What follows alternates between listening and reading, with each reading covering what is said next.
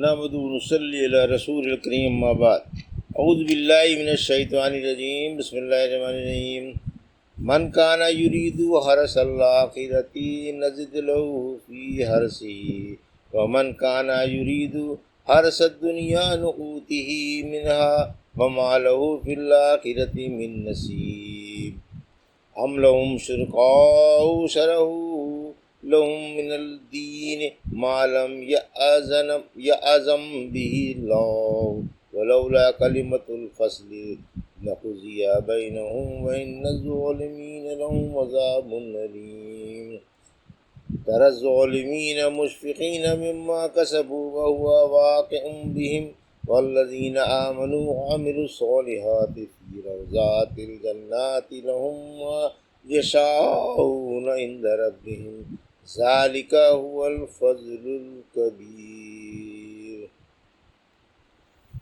ابھی آپ نے سورہ شورى کی آیت 20 سے 22 کی تلاوت سماعت فرمائی۔ ان آیتوں کا ترجمہ اور تفسیر اس طرح ہے: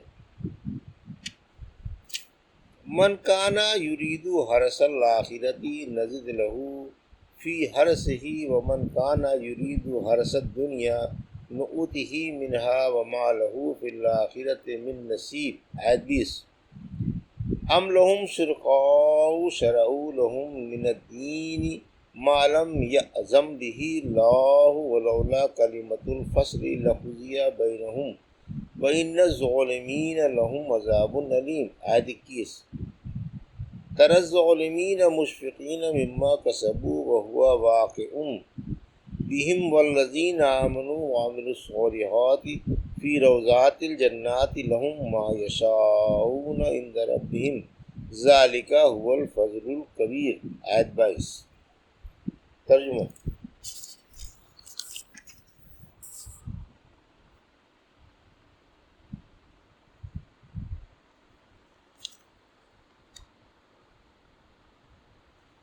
جو آخرت کی کھیتی کا جویاں ہو ہم اسے اس کی کھیتی میں برکت دیں گے، اور جو دنیا کی کھیتی کا جویاں ہو ہم اسے اس میں سے تھوڑا بہت دے دیں گے، لیکن ایسے شخص کا آخرت میں کچھ بھی حصہ نہیں۔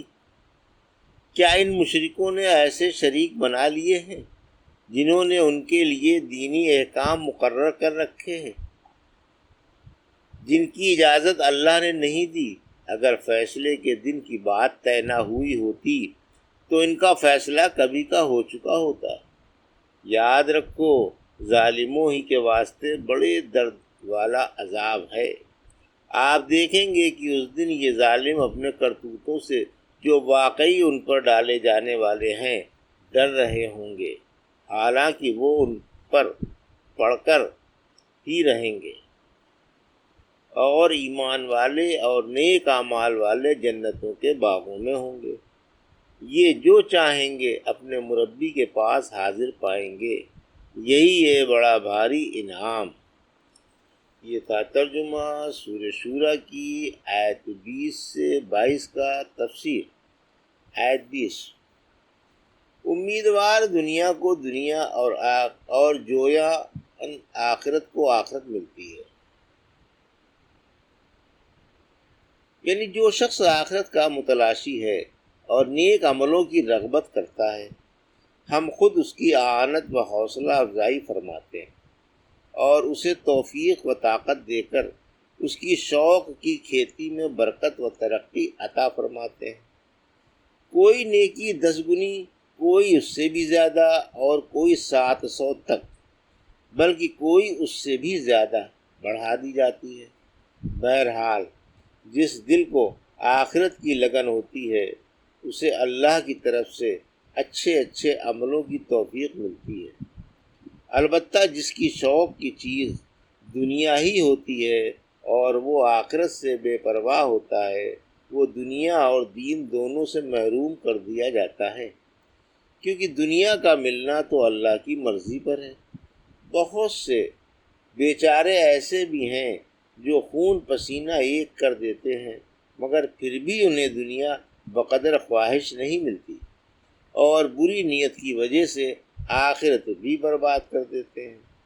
اور اگر طالب دنیا کو تھوڑی بہت دنیا مل بھی جا گئی تو کیا ہے، روزی دینے والا تو بقدر حصہ سبھی کو روزی پہنچاتا ہے۔ تاہم ساری دنیا بھی آخرت کے مقابلے پر کچھ نہیں۔ اگر حق الکلیم کی سلطنت بھی مل گئی ہے تو چھن جائے گی۔ آیت 21، پیروی اللہ کے دین کی کرنی چاہیے، لوگوں کے دین کی نہیں۔ یعنی انہیں اللہ کے دین کی پیروی کرنی چاہیے تھی، مگر اسے چھوڑ کر جنوں، شیطانوں اور سرداروں کو معبود بنا لیا۔ بے خبر اسی مجموعے احکام کو دین سمجھ بیٹھے جو ان جھوٹے معبودوں کے خود تراشیدہ ہیں۔ ان کے اکابر جسے حلال کہیں وہ حلال اور جسے حرام کہیں وہ حرام سمجھا جاتا ہے۔ عبادتوں کے طریقے ان کے خود ساختہ ہیں۔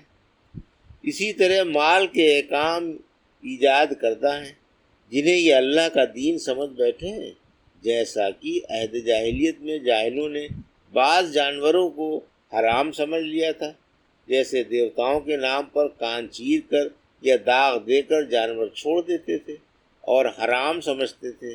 اسی طرح حالت حمل میں مادین بچے کو دیوتاؤں کے نام کا ٹھہرا دیتے تھے، اور جس اونٹ سے 10 بچے حاصل کر لیتے اسے دیوتاؤں کے نام کا کر کے چھوڑ دیتے۔ پھر چونکہ یہ جانور دیویوں اور دیوتاؤں کے نام کے ہوتے تھے، اس لیے ان کا احترام کرتے تھے اور انہیں حرام سمجھتے تھے۔ اسی طرح بعض چیزوں کو از خود حلال کر لیا تھا، مثلاً مردار، خون، اور جو غیر اللہ کے رسول اللہ صلی اللہ علیہ وسلم نے رسول اللہ صلی اللہ علیہ وسلم نے فرمایا، میں نے عمرو بن لہی کو جہنم میں آتیں گھسیٹتا ہوا دیکھا۔ یہی وہ پہلا شخص ہے جس نے غیر اللہ کے نام پر جانور چھوڑنے کی رسم ایجاد کی تھی۔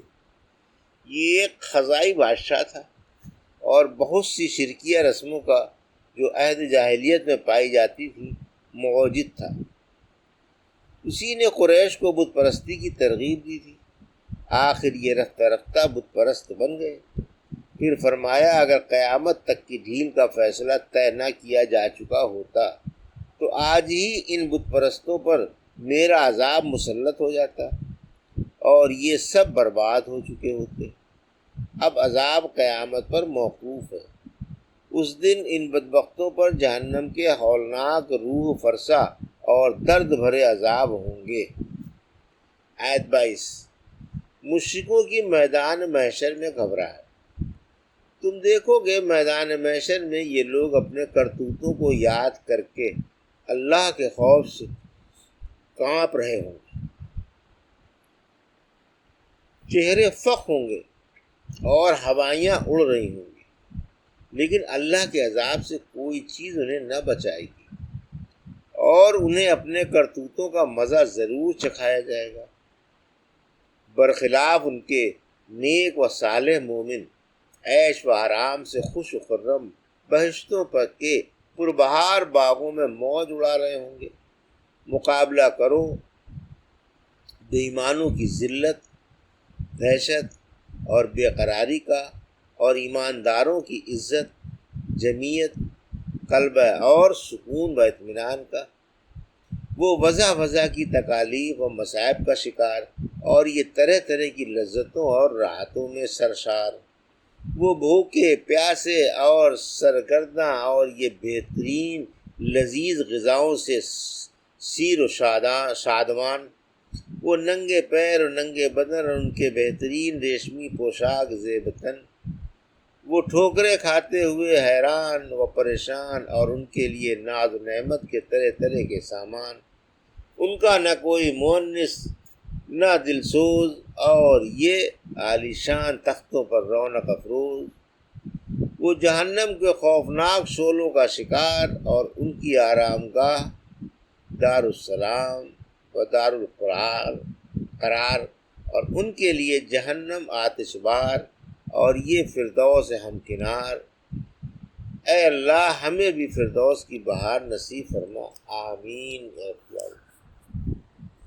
یہ تھا ابھی سورہ شورا کی آیت 20 سے 22 کا ترجمہ اور تفسیر جو ابھی آپ نے سماعت فرمائی۔ بارک اللہ لی و لکم فی القرآن الحکیم و نفعنی وإیاکم بآیات الذکر الحکیم۔